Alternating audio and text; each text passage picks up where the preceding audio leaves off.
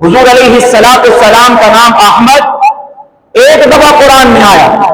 آپ کا نام محمد 4 دفعہ قرآن میں آیا۔ عیسیٰ علیہ السلام نے اپنی امت کو بشارت دی، اپنی امت کو خوشخبری دی۔ اللہ نے سورۃ الصف کے اندر اس بشارت کا ذکر کیا، مبشرا برسول یاتی من بعد اسمہ احمد،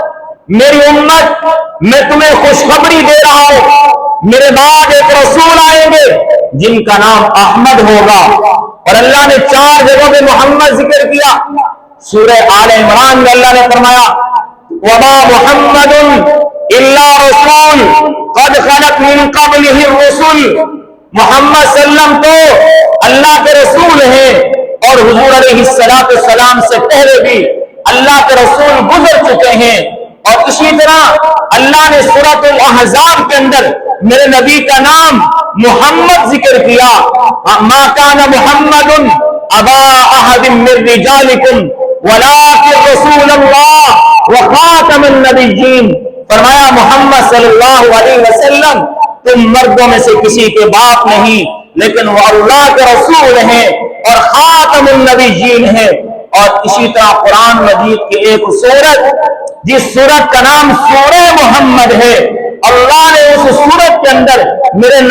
نبی کا نام ذکر کیا، والذین آمنوا وعملوا الصالحات وآمنوا بما نزل علی محمد وهو الحق من ربهم، فرمایا جو لوگ ایمان لائے، نیک اعمال کیے اور وہ اس پر بھی ایمان لائے جو میں نے محمد صلی اللہ علیہ وسلم پہ اتارا ہے۔ اور اس سے اگلی سورت سورہ محمد سے اگلی سورت اللہ نے سورۃ الفتح کے اندر بھی میرے نبی کا نام محمد ذکر کیا، محمد الرسول اللہ والذین معه اشداء علی الکفار، اللہ نے فرمایا محمد صلی اللہ علیہ وسلم میرے رسول ہیں اور جو میرے رسول کے ساتھ تھے یعنی میرے نبی کے صحابہ، فرمایا اشداء علی الکفار، جو کافروں کے بارے میں بڑی سخت تھے، رحماء بینہم، لیکن آپس میں ایک دوسرے کے ساتھ ہمدردیاں کرتے تھے۔ میں نے آپ ذکر کر دیا، غور کیجئے گا، اللہ نے قرآن مجید کے اندر میرے نبی کا نام احمد بھی ذکر کیا، میرے نبی کے نام کو 4 دفعہ محمد کا بھی تذکرہ کیا، لیکن کہیں اللہ نے میرے نبی سے جب خطاب کیا، میرے نبی سے جب رب نے خطاب کیا، نام سے خطاب نہیں کیا بلکہ میرے نبی کی خوبیوں سے خطاب کیا، میرے نبی کی صفات سے خطاب کیا، میرے نبی کے کمالات سے خطاب کیا۔ کہیں فرمایا یا ایھا المدثر، کہیں فرمایا یا ایھا المزمل، کہیں فرمایا یا ایھا النبی، یہ میرے نبی کے خطاب ہیں، میرے نبی کو اللہ کی طرف سے ملے القابات ہیں، ان القابات سے اللہ نے اپنے نبی سے خطاب کیا ہے۔ اگر ہم قرآن کو کھول کے دیکھیں، رب نے اور نبیوں سے بھی خطاب کیا، لیکن کسی بھی نبی سے خطاب اس کی خوبیوں سے نہیں کیا، اس کے کمالات سے نہیں کیا، اس کی صفات سے نہیں کیا۔ آدم علیہ السلام کو جب اللہ نے جنت کے اندر بھیجا تھا، نام لے کے فرمایا یا آدم اسکن انت وزوجک الجنہ، اے آدم تم بھی چلے جاؤ، تمہاری بیوی بھی جنت میں چلی جائے۔ نوح علیہ السلام جب کشتی پہ سوار ہیں، آپ کا بیٹا پانی میں ڈوبتا ہوا نظر آیا، نوح علیہ السلام بیٹے کی ہمدردی کی بنیاد پر رب سے بولے یا اللہ یہ میرے اہل میں سے ہے،